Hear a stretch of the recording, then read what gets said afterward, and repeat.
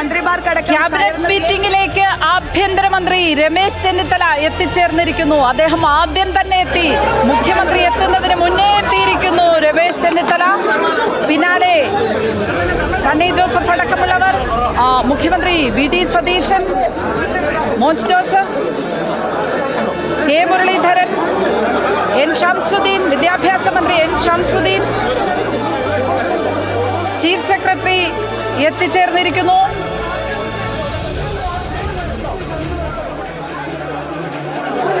അങ്ങനെ ആദ്യ മന്ത്രിസഭാ യോഗം തുടങ്ങാൻ പോകുന്നു. കേരളം കാത്തിരിക്കുന്ന ആ ആദ്യ മന്ത്രിസഭാ യോഗത്തിന്റെ ദൃശ്യങ്ങളാണ് പ്രേക്ഷകർ സ്ക്രീനിൽ കാണുന്നത്.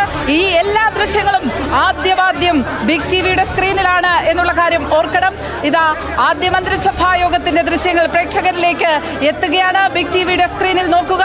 ആദ്യ മന്ത്രിസഭാ യോഗത്തിനായി മുഖ്യമന്ത്രി അടക്കം മന്ത്രിമാർ വന്ന് അണിനിരന്നിരിക്കുന്നു. ഇനിയും മന്ത്രിമാർ എത്തിച്ചേരാനുണ്ട്. ഓരോരുത്തരായി എത്തിക്കൊണ്ടിരിക്കുകയാണ്. കാരണം ഈ ജനസാഗരത്തെ മുറിച്ച് കടന്നു വേണമല്ലോ സെക്രട്ടേറിയറ്റിലേക്ക് എത്താൻ, അധികാരമേൽക്കാൻ. ആ അധികാരമേറ്റ് അധികാര കസേരയിൽ ഇരുന്ന് ഒപ്പിട്ടതിന് ശേഷം വേണം അവർക്ക് ഈ മന്ത്രിസഭായോഗത്തിലേക്ക്, ആദ്യ മന്ത്രിസഭായോഗത്തിലേക്ക് എത്തിച്ചേരാൻ. അതിൻ്റെ താമസമാണ് ഈ കാണുന്നത്. ജനങ്ങളെ മറികടന്നുകൊണ്ട് മുദ്രാവാക്യം വിളികൾക്കിടയിലൂടെ, മഴയിലൂടെ അവർ ആ അധികാര കസേരകളിലേക്ക് എത്തണം. അതിനുശേഷമാണ് ക്യാബിനറ്റിലേക്ക് എത്തുന്നത്. ഇതാ ആദ്യ മന്ത്രിസഭായോഗത്തിൻ്റെ ദൃശ്യങ്ങൾ. അതിന് മുന്നോടിയായുള്ള മുന്നൊരുക്കങ്ങളാണ് നടക്കുന്നത്. എല്ലാവരും തന്നെ സീറ്റുകളിലേക്ക് എത്തിച്ചേർന്നുകൊണ്ടിരിക്കുന്നു. മുഖ്യമന്ത്രി അടക്കമുള്ളവർ അതാ സീറ്റുകളിലേക്ക്, മന്ത്രിസഭായോഗത്തിന്റെ സീറ്റുകളിലേക്ക് എത്തിച്ചേർന്നിരിക്കുകയാണ്. V അബ്ദുൽ ഗഫൂർ, AP അനിൽകുമാർ,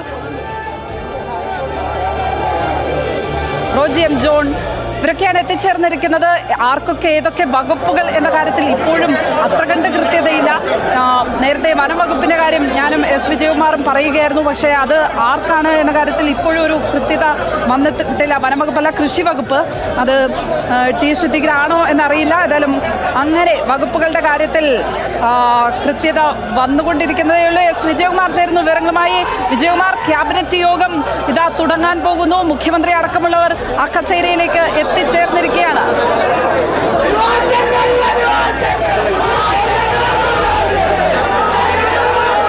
അതെ ലക്ഷ്മി, ആദ്യ ക്യാബിനറ്റ് ചേരാൻ പോവുകയാണ്. നമ്മൾ തുടക്കം തൊട്ട് ഈ സർക്കാരിൻ്റെ സത്യപ്രതിജ്ഞ എന്ന പ്രൗഢഗംഭീരമായ ചടങ്ങ് കഴിഞ്ഞാൽ പിന്നെ നമ്മൾ പ്രതീക്ഷിക്കുന്നത് ആദ്യത്തെ ക്യാബിനറ്റ് തന്നെയാണ്.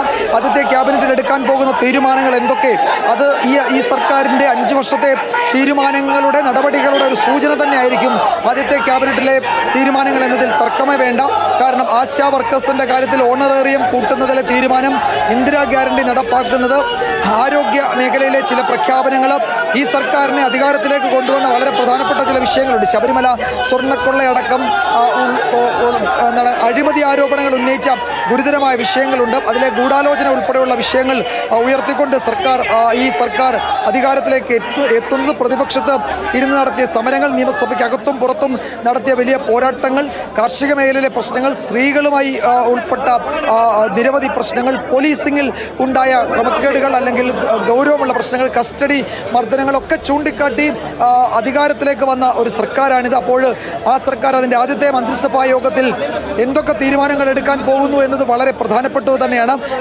മന്ത്രിമാരൊക്കെ തന്നെ നോർത്ത് ബ്ലോക്കിൽ അവരുടെ ഓഫീസിലേക്ക് പോയി ക്യാബിനറ്റ് തുടങ്ങുകയാണ്. നമ്മൾ നേരത്തെ പറഞ്ഞതുപോലെ ലക്ഷ്മി പത്മ, ഇവിടെ കാണുമ്പോൾ നമുക്ക് വലിയ സന്തോഷം തോന്നുന്നത് ഒരു പ്രധാനപ്പെട്ട കാര്യം, ഈ കോൺഗ്രസ് പ്രവർത്തകരുടെ, UDF പ്രവർത്തകരുടെ വലിയ ആവേശമാണ്. 10 വർഷത്തിന് ശേഷം അധികാരത്തിലേക്ക് സർക്കാർ എത്തുമ്പോൾ അതിൻ്റെ ഓരോ നിമിഷത്തിനും സാക്ഷ്യം വഹിക്കാനായി കേരളത്തിൻ്റെ വിവിധ ഭാഗങ്ങളിൽ നിന്നെത്തിയ UDFിൻ്റെ, കോൺഗ്രസിൻ്റെ, ലീഗിൻ്റെ, കേരള കോൺഗ്രസിൻ്റെ ഒക്കെ പ്രവർത്തകരെ കൊണ്ട് സെക്രട്ടേറിയറ്റിനകം നിറഞ്ഞു കവിഞ്ഞു എന്ന് പറഞ്ഞാൽ അക്ഷരാർത്ഥത്തിൽ അത് ശരിയാണ്. ഇവിടെ മുദ്രാവാക്യങ്ങൾ വിളിച്ചും ഒക്കെ ഇപ്പോഴും ഇവിടേക്ക് എത്തുന്ന മന്ത്രിമാരെയൊക്കെ സ്വാഗതം ചെയ്യുകയാണ്. മന്ത്രിസഭാ യോഗത്തിൽ പങ്കെടുക്കാൻ വേണ്ടി മന്ത്രിമാർ, ഇപ്പം തുളസി ടീച്ചർ അവിടേക്ക് പോവുകയാണ്. മന്ത്രിസഭാ യോഗത്തിൽ പങ്കെടുക്കാൻ KA തുളസി അവിടേക്ക് പോവുകയാണ്. അങ്ങനെ അഭിവാദ്യം അർപ്പിച്ചുകൊണ്ടാണ് പോകുന്നത്. ആ മുദ്രാവാക്യം വിളികൾ നമുക്ക് തീർച്ചയായും വലിയ ആവേശം, ആ മഴയിലും ചോരാതെ ആവേശമാണ് പ്രവർത്തകർ. മുദ്രാവാക്യം വിളികൾക്കിടയിലൂടെ കഷ്ടപ്പെട്ട് വേണം മന്ത്രിമാർക്ക് അവരുടെ കസേരകളിലേക്ക് എത്താൻ. ആ കസേരകളിലെത്തി ഒപ്പിട്ട ശേഷം മാത്രമാണ് മന്ത്രിസഭാ യോഗത്തിലേക്ക് എത്താൻ കഴിയുന്നത്. ഇപ്പോൾ ഏറ്റവും ഒടുവിൽ KA തുളസിയാണ് എത്തിച്ചേർന്നിരിക്കുന്നത്. ദളിത് മന്ത്രി എന്ന നിലയ്ക്ക്, വനിതാ മന്ത്രി എന്ന നിലയ്ക്ക്, പാലക്കാടിൻ്റെ വനിതാ മന്ത്രി എന്ന നിലയ്ക്കൊക്കെ ശ്രദ്ധേയായ കെ തുളസി അവർ അവിടേക്ക് എത്തിച്ചേർന്നിരിക്കുന്നു. ഇപ്പോൾ എല്ലാവരും തന്നെ ചേർന്നുകൊണ്ടിരിക്കുകയാണ്. P K Kunhalikutty, Shibu Baby John. P K Kunhalikutty ഈ മന്ത്രിസഭയിലെ ഏറ്റവും പ്രായം കൂടിയ മന്ത്രി കൂടിയാണ്. 74-കാരനായ പി കെ കുഞ്ഞാലിക്കുട്ടി ലീഗിൻ്റെ മുഖം എത്തിച്ചേർന്നുകൊണ്ടിരിക്കുന്നു. വ്യവസായ മന്ത്രിയാണ് പി കെ കുഞ്ഞാലിക്കുട്ടി. വ്യവസായ വകുപ്പ് നേരത്തെയും കൈകാര്യം ചെയ്തിട്ടുള്ള, ആ വകുപ്പിൽ അനുഭവ പരിചയമുള്ള, അനുഭവ സമ്പത്തുള്ള 74-കാരനായ മന്ത്രിസഭയിലെ കാരണവർ പി കെ കുഞ്ഞാലിക്കുട്ടി എത്തിച്ചേരുന്നു. ഷിബു ബേബി ജോൺ എത്തിയിട്ടുണ്ട്. ഇനി തുളസിയാണ് എന്ന് തോന്നുന്നു. തുളസിയും ബിന്ദുകൃഷ്ണയും ഒക്കെ പ്രവർത്തകർക്കിടയിലൂടെ അവരുടെ സീറ്റുകളിലേക്ക്, മന്ത്രി കസേരകളിലേക്ക് ബിന്ദുകൃഷ്ണ എത്തിയിരിക്കുകയാണ്. വനിതാ മുഖം. എല്ലായ്പ്പോഴും പ്രവർത്തകരെ പ്രസന്നതയോടെ വരവേൽക്കാറുള്ള കൊല്ലത്തിൻ്റെ DCC അധ്യക്ഷ കൂടിയായ ബിന്ദുകൃഷ്ണ, ജനകീയയായ ബിന്ദുകൃഷ്ണ എത്തിച്ചേർന്നിരിക്കുന്നു മന്ത്രിസഭാ യോഗത്തിലേക്ക്. ഓരോരുത്തരായി എത്തുകയാണ്. ഇനിയും സീറ്റുകൾ ഒഴിഞ്ഞു കിടപ്പുണ്ട്. തുളസി അടക്കമുള്ളവർ എത്തിച്ചേർന്നിട്ടില്ല മന്ത്രിസഭാ യോഗത്തിലേക്ക് എന്നുള്ളതാണ് കാണുന്നത്. ജനത്തിരക്കുകൾക്കിടയിലൂടെ അവർ അവരുടെ അധികാര കസേരകളിലേക്ക് എത്തിയതിനു ശേഷം, അവിടെ ഒപ്പിട്ടതിന് ശേഷം മാത്രമായിരിക്കും ക്യാബിനറ്റിലേക്ക് എത്തുക. OJ ജനീഷിനെ പ്രവർത്തകർ അത്യന്തം ആവേശത്തോടെ വരവേൽക്കുന്ന കാഴ്ച. OJ ജനീഷ്, കൊടുങ്ങല്ലൂരിൻ്റെ MLA OJ ജനീഷ്, യൂത്ത് കോൺഗ്രസിൻ്റെ സംസ്ഥാന അധ്യക്ഷൻ, മന്ത്രിസഭയിലെ ഏറ്റവും പ്രായം കുറഞ്ഞ അംഗം OJ ജനീഷ് മന്ത്രി കസേരയിലേക്ക് പോയി ഇരുന്ന് അവിടെ ഒപ്പിട്ടിട്ട് വേണം OJ ജനീഷിനും ഈ ക്യാബിനറ്റിലേക്ക് എത്തിച്ചേരാൻ. നിർണായകമായ ക്യാബിനറ്റ് യോഗമാണ്, ആദ്യ ക്യാബിനറ്റ് യോഗമാണ് നടക്കാൻ പോകുന്നത്. ജനപ്രിയ തീരുമാനങ്ങൾ പ്രതീക്ഷിക്കുന്ന ക്യാബിനറ്റ് യോഗം. ഇന്ദിരാ ഗ്യാരണ്ടിയിൽ ഏതൊക്കെ നടപ്പാക്കും എന്നുള്ളത് അറിയാൻ നമ്മൾ ആകാംക്ഷയോടെ കാത്തിരിക്കുന്ന ക്യാബിനറ്റ് യോഗമാണ്. ആശമാരുടെ ഓണറേറിയം വർദ്ധിക്കുമോ? അത് എത്രയായിരിക്കും വർദ്ധിപ്പിക്കുക? ഇതൊക്കെ അറിയാൻ എല്ലാവരും ആശയോടെ കാത്തിരിക്കുകയാണ്. ആ ക്യാബിനറ്റിലേക്ക് കണ്ണ് നട്ട് കാത്തിരിക്കുന്നു. ക്യാബിനറ്റിൽ എന്ന് പറഞ്ഞാൽ അതിശയോക്തിയില്ല. നമുക്കറിയണം ഏതൊക്കെ തീരുമാനങ്ങളാണ് 10 കൊല്ലത്തിന് ശേഷം അധികാരത്തിലേറുന്ന UDF സർക്കാർ കൈക്കൊള്ളാൻ പോകുന്ന തീരുമാനങ്ങൾ എന്ത് എന്നതറിയാൻ കേരളത്തിന് ആകാംക്ഷയുണ്ട്. തത്സമയ ദൃശ്യങ്ങളാണ് പ്രേക്ഷകർ ഇപ്പോൾ കണ്ടുകൊണ്ടിരിക്കുന്നത്. ബിഗ് ടിവിയുടെ സ്ക്രീനിൽ VD സതീശൻ, മുഖ്യമന്ത്രി Jayathilak, chief secretary P K Kunhalikutty തൊട്ടിപ്പുറത്തുണ്ട്. ഇനിയും എത്തിച്ചേരാൻ 2-3 കസേരകൾ ഒഴിഞ്ഞു കിടക്കുകയാണ്. കെ തുളസിയെ പോലുള്ളവർ, OJ ജനീഷൊക്കെ അവസാനമാണ് എത്തിയത്. പി കെ ബഷീർ, മന്ത്രിസഭയിലെ ഏറനാടൻ മുഖം പി കെ ബഷീർ എത്തിച്ചേർന്നിരിക്കുന്നു. പി കെ ബഷീറിന് ഒരു ഘട്ടത്തിൽ മന്ത്രിസ്ഥാനം പോകുമെന്നറിഞ്ഞപ്പോൾ അണികൾ തെരുവിലിറങ്ങുന്നത് കണ്ടതാണ്. അത്രയും ജനകീയനാണ് പി കെ ബഷീർ. ഒടുവിൽ ലീഗിന് ബഷീറിനെ മന്ത്രിസഭയിൽ ഉൾപ്പെടുത്തേണ്ടി വന്നത് നമ്മൾ കണ്ടതാണ്. PC വിഷ്ണുനാഥ് എത്തിച്ചേർന്നിരിക്കുന്നു. മന്ത്രിസഭയിലെ മറ്റൊരു യുവമുഖം PC വിഷ്ണുനാഥ്, സാംസ്കാരിക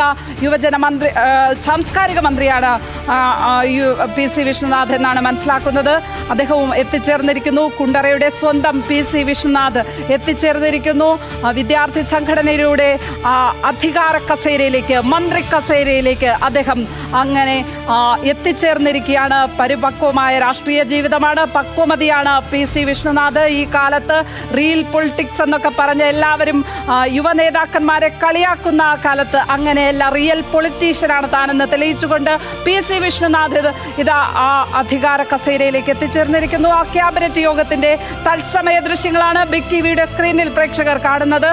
PC വിഷ്ണുനാഥ്, CP ജോൺ സഹകരണ മന്ത്രിയാണ്. CP ജോൺ ഗതാഗത വകുപ്പ് മന്ത്രിയാണ്.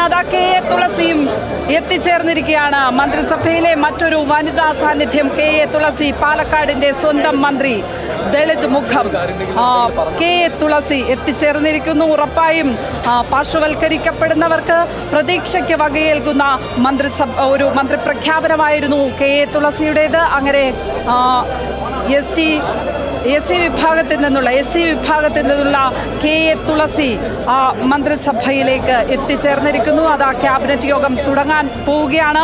തത്സമയ ദൃശ്യങ്ങളാണ് പ്രേക്ഷകർ കാണുന്നത്. വകുപ്പുകളിൽ അന്തിമമായ ചില കാര്യങ്ങൾ കൂടി നമുക്ക് ഇനിയും അറിയേണ്ടതുണ്ട്. റോജി ഉന്നത വിദ്യാഭ്യാസമാണ് എന്നാണ് അറിയുന്നത്. അനൂപ് ജേക്കബ് എത്തിച്ചേരുകയാണ്. അനൂപ് ജേക്കബ് ചെറുപ്പക്കാരനെങ്കിലും അനുഭവ പരിചയമുള്ള മന്ത്രിയാണ്. TMJ മകൻ അനൂപ് ജേക്കബ്, പിറവത്തിന്റെ സ്വന്തം അനൂപ് ജേക്കബ് അണികളുടെ മുദ്രാവാക്യം വിളികൾക്കിടയിലൂടെ ആ മന്ത്രി കസേരയിലേക്ക് എത്തുന്നു. അതിനുശേഷം ഒപ്പിട്ട ശേഷം ആ ക്യാബിനറ്റിലേക്ക് എത്തിച്ചേരുന്നതായിരിക്കും. ഈ മന്ത്രിസഭയിൽ അദ്ദേഹം ചെറുപ്പക്കാരൻ എന്ന് പറയുമ്പോൾ പോലും അനുഭവ പരിചയമുള്ളവരുടെ കൂട്ടത്തിലാണ് അനൂപ് ജേക്കബിന്റെ സ്ഥാനം. നേരത്തെ സിവിൽ സപ്ലൈസ് വകുപ്പ് മന്ത്രിയായിരുന്നു. ഇപ്പോഴും സിവിൽ സപ്ലൈസ് തന്നെയാണ് അനൂപ് ജേക്കബിന് കിട്ടുക. കോറം തികയുകയാണ്. അല്പസമയത്തിനകം തന്നെ കേരളം കാത്തിരിക്കുന്ന നിർണായകമായ മന്ത്രിസഭാ യോഗം ആരംഭിക്കും. അവിടെയാണ് നമുക്കറിയേണ്ടത് എന്തൊക്കെ ജനപ്രിയ തീരുമാനങ്ങളാണ് ഇന്ന് ഈ ആദ്യ ക്യാബിനറ്റ് കൈക്കൊള്ളാൻ പോകുക എന്നുള്ളത്. ആദ്യമായിട്ടാണ് 6 പതിറ്റാണ്ടിന് ശേഷമാണ് ഒരു മുഖ്യമന്ത്രിക്കൊപ്പം ഇത്രയും മന്ത്രിമാർ, കോൺഗ്രസ് മന്ത്രിമാർ സത്യപ്രതിജ്ഞ ചെയ്ത് അധികാരമേൽക്കുന്നത്. കോൺഗ്രസിന്റെ രാഷ്ട്രീയ ചരിത്രത്തിൽ അത് നിർണായകമായ ഒരു ഏട് തന്നെയാണ് ഇപ്പോൾ സംഭവിച്ചിരിക്കുന്നത്. 102ന്റെ വിജയത്തിളക്കത്തിൽ നിൽക്കുന്ന UDF സർക്കാർ അതിന്റെ ആദ്യ ക്യാബിനറ്റ് യോഗം ചേരാൻ പോകുന്നു. അവിടെ എടുക്കുന്ന ജനപ്രിയ തീരുമാനങ്ങൾ എന്തായിരിക്കും? എല്ലാവരും ആകാംക്ഷയോടെ നോക്കുകയാണ്. ഈ മന്ത്രിസഭാ യോഗത്തിലായിരിക്കും ആ നിർണായകമായ തീരുമാനങ്ങൾ കൈക്കൊള്ളാൻ പോകുന്നത്. ആശമാരുടെ ഓണറേറിയം വർദ്ധിപ്പിക്കും ഈ ദിവസം തന്നെ എന്നുള്ളതാണ് നമുക്ക് കിട്ടുന്ന വിവരം. ഒപ്പം സ്ത്രീകളുടെ സൗജന്യ യാത്രാ പ്രഖ്യാപനം അതിന്നുണ്ടാകുമോ?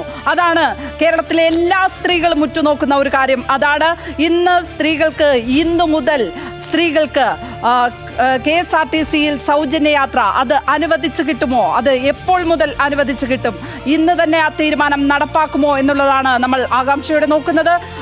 എസ് വിജയകുമാർ അവിടെ നിന്ന് ചേരുകയാണ്. വിജയകുമാർ, ഏതാണ്ട് എല്ലാവരും എത്തിച്ചേർന്നു എന്നാണ് തോന്നുന്നത്. ഏതോ 1-2 കസേരകളാണ് ഒഴിഞ്ഞു കിടക്കുന്നത്.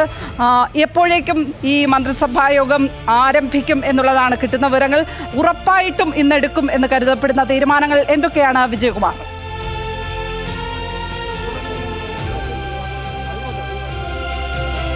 യെസ് ലക്ഷ്മി പത്മ, ഞാൻ മന്ത്രിസഭാ യോഗം തുടങ്ങാൻ പോവുകയാണ്. ഒട്ടുമിക്ക മന്ത്രിമാരും എത്തി എന്നാണ് ഞാൻ ഈ നോർത്ത് ബ്ലോക്കിലെ കാർപോർച്ചിൽ നോക്കിയപ്പോൾ കണ്ടത്.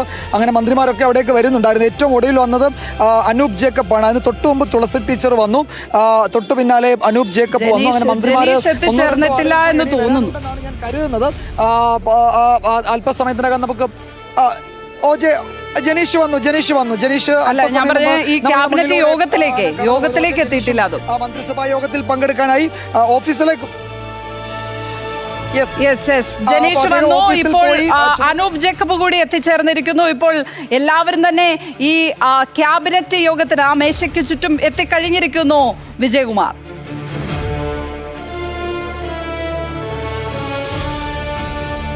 യെസ്, അപ്പോൾ ലക്ഷ്മി ആവർത്തിച്ച് കഴിഞ്ഞ കുറച്ച് സമയമായി പറയുന്ന ആ നിർണായക ആദ്യത്തെ ക്യാബിനറ്റ് തുടങ്ങാൻ പോവുകയാണ്. ആ ക്യാബിനറ്റ് എന്തൊക്കെ തീരുമാനങ്ങൾ എടുക്കുമെന്നറിയാൻ കേരളം കാത്തിരിക്കുകയാണ്. ഞാൻ പറയുന്നത് ലക്ഷ്മി പത്മ, ഇനിയുള്ള ബുധനാഴ്ചകളിൽ, സാധാരണ എല്ലാ ബുധനാഴ്ചകളിലുമാണ് ഈ ക്യാബിനറ്റ് യോഗം ചേരാറ്. അപ്പോൾ ഇനിയുള്ള ബുധനാഴ്ചകളൊക്കെ ഇതേ ആകാംക്ഷയോടെ കേരളം നോക്കിയിരിക്കുമെന്ന് തന്നെ നമുക്ക് കരുതാം. ഒരു വാർത്താ സമ്മേളനം, ക്യാബിനറ്റിന് ശേഷം ഒരു വാർത്താ സമ്മേളനം, ആ വാർത്താ സമ്മേളനത്തിൽ മുഖ്യമന്ത്രി ക്യാബിനറ്റിലെ തീരുമാനങ്ങൾ അറിയിക്കുക, മാധ്യമപ്രവർത്തകരുടെ ചോദ്യങ്ങൾക്ക് മറുപടി പറയുക. എത്ര ഗൗരവമുള്ള, എത്ര ഗുരുതരമായ രാഷ്ട്രീയ സാഹചര്യങ്ങളിലും അത് ഉമ്മൻചാണ്ടി മുഖ്യമന്ത്രിയായിരുന്ന സമയത്ത് നമ്മൾ കണ്ടിട്ടുള്ളതാണ്. പക്ഷെ പിന്നീട് നമുക്ക് അത്തരം ഒരു കാഴ്ചകൾ പതിവായിരുന്നില്ല. പിണറായി വിജയൻ മുഖ്യമന്ത്രിയായിരിക്കെ കോവിഡിൻ്റെ സമയത്ത് മാത്രമാണ് അത്തരം ഒരു പതിവ് വാർത്താ സമ്മേളനങ്ങൾ എല്ലാ ദിവസവും ഉണ്ടായിരുന്നത്. അത് കേവലം കോവിഡുമായി ബന്ധപ്പെട്ട വിഷയങ്ങൾ മാത്രം പറഞ്ഞ് പോകുന്നതായിരുന്നു. ഭരണത്തിൽ സുതാര്യത എന്നതാണ് VD സതീശൻ എപ്പോഴും മുന്നോട്ട് വയ്ക്കുന്ന ഒരു രാഷ്ട്രീയ മുദ്രാവാക്യം. അത് പ്രതിപക്ഷ നേതാവായിരിക്കും അദ്ദേഹം അത് ആവർത്തിച്ച് പറയാറുണ്ട്. അപ്പോൾ സുതാര്യത ഈ ഭരണത്തിൽ വേണമെന്ന് ആവർത്തിച്ച് പറയുന്ന VD സതീശൻ മുഖ്യമന്ത്രിയായിരിക്കെ എല്ലാ ക്യാബിനറ്റിന് ശേഷവും ഒരു ബ്രീഫിംഗ് ഉണ്ടാകുമോ എന്ന് നമുക്ക് പരിശോധിക്കാം. ഞാനൊരു കൗതുക കാഴ്ച ലക്ഷ്മി പത്മയും പ്രിയപ്പെട്ട പ്രേക്ഷകരെയും കാണിക്കാം. 1-ാം നമ്പർ വാഹനം, മുഖ്യമന്ത്രിയുടെ 1-ാം നമ്പർ വാഹനം. അതിന് മുന്നിൽ ആളുകൾ ഇങ്ങനെ സെൽഫിയൊക്കെ എടുക്കാൻ വേണ്ടി കാത്തു നിൽക്കുകയാണ്. അത് നോക്കൂ, സ്റ്റേറ്റ് കാർ, കേരളത്തിൻ്റെ മുഖ്യമന്ത്രി യാത്ര ചെയ്യുന്ന 1-ാം നമ്പർ വാഹനമാണ്. അതിന് മുന്നിൽ ആളുകൾ ഇങ്ങനെ സെൽഫിയൊക്കെ എടുക്കാൻ വേണ്ടി കാത്തു നിൽക്കുന്നു. അവരൊക്കെ മുഖ്യമന്ത്രിയുടെ വാഹനത്തിന്റെ അടുത്ത് നിന്നൊരു കാണുന്നുണ്ട്. PCR വിഷ്വലൊന്ന് നമുക്കൊന്ന് അതെ വിവിധ സ്ഥലങ്ങളിൽ, കേരളത്തിന്റെ വിവിധ ഭാഗങ്ങളിൽ നിന്ന് വന്നിട്ടുള്ള ആള് എവിടുന്ന് വന്ന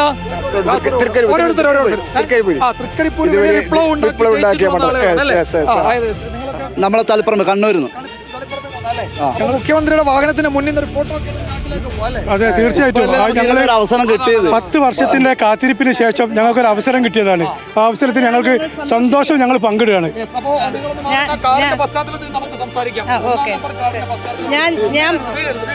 ഞാൻ പത്തനംതിട്ട ആറന്മുള അബിൻ വർക്കി വീണ ജോർജിനെ തോൽപ്പിച്ചിട്ട് വരികയാണ് അല്ലേ? അതാണ്. അപ്പൊ പത്തനംതിട്ടയിൽ നിന്ന് വീണ ജോർജിനെ തോൽപ്പിച്ചിട്ട് വന്ന ആനി ഷിബു എന്നാണ് പേരല്ലേ? അപ്പൊ ഇവിടെ മോൻ എവിടുന്നാ വരുന്നത്? വയനാട്. ഏതാ MLA ആരാ? ഇപ്പൊ മന്ത്രിയാണ്. MLA മാത്രമല്ല. അപ്പൊ മന്ത്രിയെ കൊണ്ട് പോയാൽ മതി വയനാട്ടിലോട്ട് കേട്ടോ. അഭിവാദ്യങ്ങൾ ആറന്മുള മണ്ഡലത്തിന്റെ അഭിവാദ്യങ്ങൾ. അതാണ് അഭിവാദ്യങ്ങൾ. അപ്പോൾ ഇതാണ് ഈ ഒന്നാം നമ്പർ. ഞാനിപ്പോ ലക്ഷ്മി പത്മ ഓർക്കാണ് സെൽഫി എടുക്കാൻ നിൽക്കുകയാണ്. ഇപ്പോൾ അവിടെ വേണുബാലകൃഷ്ണൻ കൂടി എത്തിച്ചേർന്നിട്ടുണ്ട്. വേണുബാലകൃഷ്ണൻ ഈ ഒന്നാം നമ്പർ കാറിന്റെ കൂടെ സെൽഫി എടുക്കുക, മുഖ്യമന്ത്രിയുടെ കൂടെ സെൽഫി എടുക്കുക, ഇതൊക്കെ കേരളം അധികം കണ്ടിട്ടില്ലാത്ത ശീലിച്ചിട്ടില്ലാത്ത കാഴ്ചകളാണ്. അതിലേക്കാണ് ഇപ്പോൾ VD സതീശൻ എന്ന മുഖ്യമന്ത്രി എല്ലാവരെയും കൊണ്ടുചെന്ന് എത്തിച്ചിരിക്കുന്നത്.